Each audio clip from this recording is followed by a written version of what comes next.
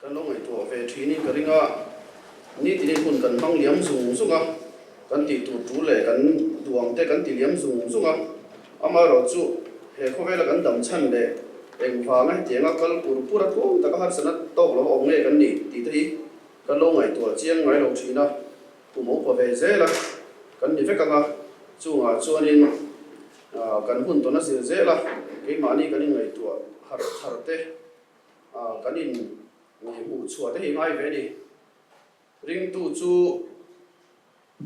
ni tina ma son tur kan nia in zir bel tur kan nia tu ma ti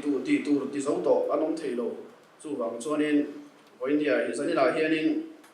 chu mi hren chung chuanin in du khop mai lowa malam ban tura kan zir bel ngai te kan thar bel ngai te ngai ven turin kan in som sa ni se member te kan in khom tha in khom ba ngai hianin atlang kuin za som ni za som hum han hol zo chang te ko kan nei thina zanina za som riat chuang kan in khoma lo khop mai chu ti rol chuanin helai hun ron tel beram chang theilo te po kan ru hreng taila thong me zanina hian karin buat sai na hi kan in hana tur hi kan he tiang huna hian kan mang fowa kan ton tu kan ron chiar to ko kan chiar non le thau tu ra ngai taila achan chu apoi mo kan in hana thu ania abung le chang a thu kan lo bai hat ani point enge om zia enge soi thum enge min ko mo tum ti rai kha kan chian le so se ni poi mo ani pathian thui lo ngai thangu FSC committee na tir ko pol le ka thon bung ni chang som thil thati atan Krista Isua chuan siam omin ama ku chuak kan ni sia chu thil thati chu kanam na turin pathian ina bot sei lo kani kan tha jing khop maya kan ngai tha jinga ama ro chu heti hian ngai tu na han seng don teang thil tha chu enge ni ti lai hi poi mo lai chu ni ta ni thil thati atan siam kan nia kan thria lali suan min chan dama khosa ama ro chu thil tha chu enge ti lai hi kan chian ngai lai chu ni ta in ka thria khovela hianin thil ro pui tak tak thil tha tak hi oma heng mang hianin khotang rong midang tan amal somna midang tan rong bol thi thui takhi kal pui theya chu tianga thop tha le milar tak tak minglang tak tak te point tamani hey Africa khongol puya khonin chimlama khonin Senegal oma Atlantic tui pui kam thru lo mania khumi khuwa khonin midum tangwal pa ni tong chu lar da mai lo ting set mai alo chor chona tanga ngai tu ko fa kom le chuan me mai aw mani chu footballer Sadio Mane ani Muslim pa ani ya kan thria New South Wales thang tha kan mu thina nga a tho chua hianin nuama tol lowa re thei zok te le mo te din kho chua ve na turin a in pang ral ti la a so lo bang chu tiang kan hriat lar po chu ni ya helaya keinin khovel mun kil khora iPhone te phone chang kang kan hum line ani chuanin sum tam tak mak te doi tam tak thok chok si kha khatiang le ai chuanin midang tan pui nan ka sum khola a ta tha mang ani min ngai tom ania mi za tha mi poi soi lo tak te po ni na lang a ming tha khop maya chu tiang chuanin khovel bom thriat lar ta ni dollar mak te doi tam taka survival setel hi midang tan pui nan khotang enge inrel bo na tu chelai le kan ma mo te a fel lo lai te siam than nan a tha le zunga senga re lungai to na senga suma senga ni chu tiang chuanin thane mangai thok na se me ma alar na pakhat po ni chu ti rol chuanin Africa khongol pui khumi anram thenom aya tho khonin sab nu pa missionary a thokhinom ve ni Sadio Mane ang khanin tu ma me khe pon lo ve than pa lo wa sum le pai phei chu the chua tu ran nei mi lo wa hatiang khanin amaro chu anti thei chun pathian minga wanga mi te ring tua siama rong bo na chan chin thak wan dar kha an kal pui chun chun mai ya an lo khan kham thok tok ania midang chan pui la tur bik chong ponom lo ni Senegal khu Africa ram khongol puya po honin rongbol har sa an ti na hun pol te po nia ma ba kan nga khop maya han nga khop maya tuna khonin an population sa pathum vel khu Christian ni ve tok maya ma ba kala tam khop mai an na tho po al te man chen chi ko te khop mai ba se thei to ban chuan pen ve zel ni chu kan soina chana chu na china pathian thu kan chia thil tha kha enge ni ta pathian mit mua hian enge thil thaber ni tang le ti kha so na om ta ni kan lo mai toi kan lo chang ve thinang ma thelo wa enge kan ngai dan to ka chia lo pathian mit mua thil thaber kha enge ni tang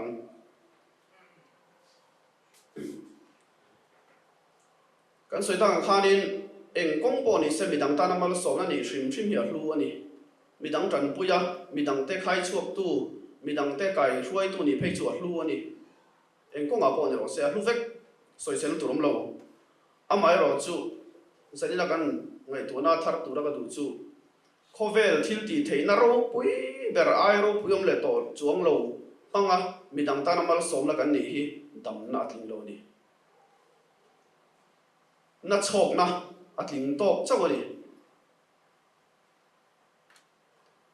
khovela milar footballer lo nem khanin anei zong in khotang ronga bola mi te tran puya a in pek na kha thu ka fa kong khop mai amar chu fam kim lo na anei Krista te lo ni a then om missionary du pa khan cheng khat po the chho tu ran nei lo ba eng ma bung ra tha mi dang pek tur pon nei lo ba ngai tu sang ina pon thelo an kal ke an kal ve top ma se pathian min hua fam ki mani a chan chu Krista wanga pen cho ani wangin chu ni zani na hian thil thati Krista wanga thil thati dang lam na chu khove la he kan dam chung zong in thil tha hi om do na om bel zel do na atam lu tu kan then lo tur kan then phak lo tur po tam takalom amai ro chu lalpa ero chuanin Krista awanga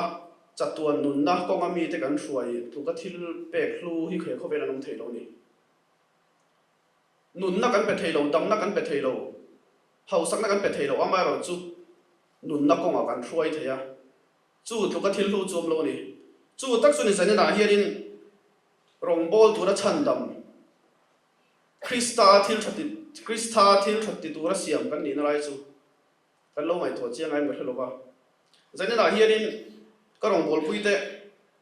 hei kan soi lang du ni eng po ti la Krista wang ni ro se eng po tu re la Krista wang ni ro se chu thil thati tu ra Krista siam kan ni chu ni do ni kan soi ta kan khanin member nu thai project te kan na ya kan zawai mo pun na ni chanvo ni na chanvo ruat chua chin mo phun big pon ni lo kan zawai mo phun na ni chu wang chonin thil thati hi ban san lo vila chu Krista nem he ni ro se ti lai hi kan in som thar ni se kolosa bung thum chang som ni pali le chang som ni pathum le ni lia chon te hen zia kan ni arul na ro wa tur chu lalpa ne na tai mu don ti hria in ti apiang chu mi hring ta na nga ti lovin lalpa ta na nga ti zokin chak takin ti ro lalpa Krista ro in bol ani hi kan soi ta kan khanin khovela choni kan thil thati te hi lar hluai thin mi ten an thluai an fak hluai thin amaro chu atlo thin lowa atlo ber Krista nen nei thei turin voinen tan kan la ka ngai ni ta chu zona pakhat om thei engtin nge lalpa ta na nga kan tiang ti hi zona pakhat om thei kal dan tur a chi thang manga kan lo bo pal thei angai na kan lo thelo pal thei het hian ol something soi fi don toila thome imangai tak ibial nu ibial pa imangai tak inu ipa ifa tan khan ngai huam le zona mani hen zo thau te an tan chona thaber pek choi dunga first copy thom no ai chonin branded nak pek thei duang inei zong sem la poni se an hlim le lom na ani chonin in huwa manga phuri ta ilangai lovang mani hengai to hanin zot chin ma te hu tiro Valentine's Day kan mang zo chia kan thei to ka tha kan penga kan dong mania kan dong ang chu da chuanin ka bial lu ka bial pa kha voin ya thil pek dan cheng sang khat ka pe ka ui ru le mai kan nei poisa kan nei lo te lu nen kan ti lovang kan thei to ka tha pek kan tum ta da wangin na kan ti lo sing khat po nuai khat po ne sa na kan ti lo ni adik ti ru chu nge chan anti ke kan lak nat lo chan phuri ta kan ngai lo chan thil pa khatom chu kan du sak na thin lung chu chung ri la hianin ziak ai fia zo ki nai zia fa mani ziak ai fia zo ka om fa mani a om veng venga a om nget ta ta chu chuanin min khal kala chu chuanin phuri zong zong a ken tel kha lom na min ngai ti ra min chan sak min chan thi ra ni engtin nge lalpa tan anga kan tiang thin lung kan pe khian thin lung pe lo chuanin phuri thin lung kan pe lo chon phuri ka hring don ani chu wang chu zani la hianin thil dang ani lo kan thu pui soi thui vi wa cha gom khop ma ro chu hun soi thu tam tak soi na hun ani lo ba a toi theyang berin kan thin lung kan pe na huna chuanin kan tan lom na le lu oi nom thin lalpa le rong bol na ka lu ngoi lo chuanin ka thin lung ka pe lo ni khotang rong bol na ka lu ngoi lo chuanin khotang tan ka thin lung ka pe lo ni kau san rong bol na ka lu ngoi lo chuanin kau san tan ka thin lung ka hlan lo ni ka pe lo ni ti lai ke manin zo non fo tu lo me eng wangin nge kan ngai zong na tan cheng sang khan noi khat sing khat vai bel khat kan ui lo kan thin lung zong zong in ziak ai fia zo ka hetaya om tat wang ani chu kan pai char chara kan pai he tat wang ani malam thui thli na thui tak kan nei puya chu diang bei se na nen chon kan nei wang ani amaro chu Krista tan chon kan nei ve thin lo kan nei ve thin lo wang hianin phuri a to pa chon an ni le nge thin kum chan ve kan thlenga phuri kan tran kum chon lo phei chonin kan pe mang to lo zani na hianin in zot ma ni thu in zot dila thop mai kan mangai ma sai Krista ni pot chonin kan soi ta kan khanin eng kim hi adop le he kan in kha boi lu tok thin adop le eng kha boi ngai lo muslim tlangwal mai thil tha ti a thei to pin ui nei lovin ama nai a chung nai a thi sen zom pui nai a thian nai a in khota ngai poi mo ronga bola eng kim a pe a ti thei chon in vai Krista vai ka ti thei lo bang zeli da hian kai ngai to chen a tul khop mai chu thin lung kan pek tak chu ni lal pan ngai ro pui ber chu thil dang ngai ro pui lo kum tuanin in khom kal kim satila kum tuanin hatang kal kim satila kum tuanin sung tok na tho lok berila lal pa lom lo kan thin lung kan pek lo chu lal pa lom lo chu wang chu lal pa hian min thra chiang em ani lal pa hian a hria che min hria ka ti tha thi hria i ti tha da hria ka ti chiat po hria khovel mi den bulo ma se min phak lo ka chak chok cha chua tu nei lo ma se ka thil ti thatte bulo ma se lal pan min hu sak chu zok chu ni kan har sat le mangan lai chau pathian kan bia khianin affair lo kan ti ve thobem kan nom lai le kan hrim lai te poi ama khiat pui tlak le ama tel pui tlak ani ve don momi ti da pai kan sok tul thil hi kan rek bunga kan buk lung hi dik thin lo kan buk lung adik lo wang tak khianin ke mani du le chak na le thak le lam hi abu bri thin lu tu heian kan mi ta ti dela kan ri lungai to na ati manga ke mani vui vai na min siam min koi lu thin min khoi lu thin chu wang chonin pathian ma po kan du zo nga ma kan buk thin chonin pathian ma po kan buk kan buk thin vai don lo mi apoi mo khoping rian thian kom tur min pe a kom thei turin hun ol min pe a na tho tur min pe a ei tur min pe a kan chak zong ti nan hun tha min pe a eng kim kan ti tu zong kan ti a anga tinge min chung zong sam pe tu pathian tan hian in hun kan nei le si ro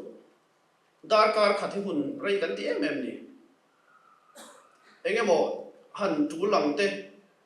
kan mo phun lang te nun tinge har sa kan ti em thin ni zani na hin zo non le tho bang u zani na hian in na ta nga zan tin chualam kan soi lo